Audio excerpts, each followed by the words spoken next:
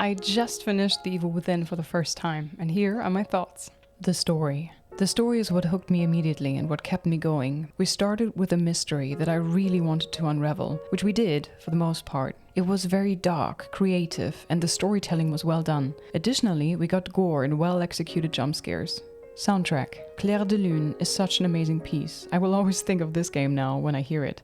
The rest didn't really stick out to me.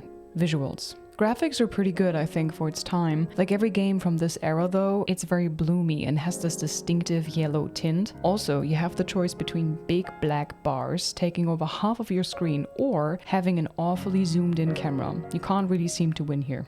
Gameplay. To me, the game looked like it would play more fluent than it is. It is quite clunky. The aim was absolutely horrible at first, until I leveled my weapons of choice to be more steady. Before that, chances were I'd miss shots even if the reticle was right on target. It was quite frustrating. Sometimes the input bugged out and the character wouldn't make a move he should be able to do. Then after death, retrying the same thing again, suddenly it worked? The DLCs were awful for me. After spending 15 hours improving the stats of my character, they removed it all to replace it with an utterly incompetent person who can't run, vault over objects, or use an axe unless it's for stealth attacks, which was problematic since guns were restricted to specific scenes. I pushed through for the plot, but damn, I didn't really have fun with these DLCs. Difficulty.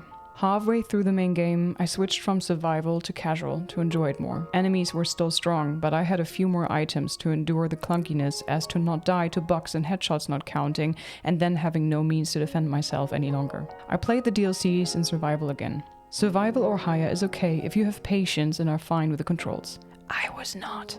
Once you finish the game, you unlock New Game Plus and higher difficulties. Audience. Definitely adults. This game is proper nightmare fuel. Grind. Not a lot, you can stick to the main objectives and miss out on some loot and thus upgrades here and there, but the game is quite streamlined and short. Bugs. A few bugs and glitches here and there, nothing major or game breaking. Enjoyment. I guess it depends on the mood, the person, their patience, and how well they can adapt on how this game needs to be played. I mostly struggled when my character wasn't as reactive as I thought he'd be, or when shots just went through heads and hit the wall instead. Other than that, I really enjoyed the game.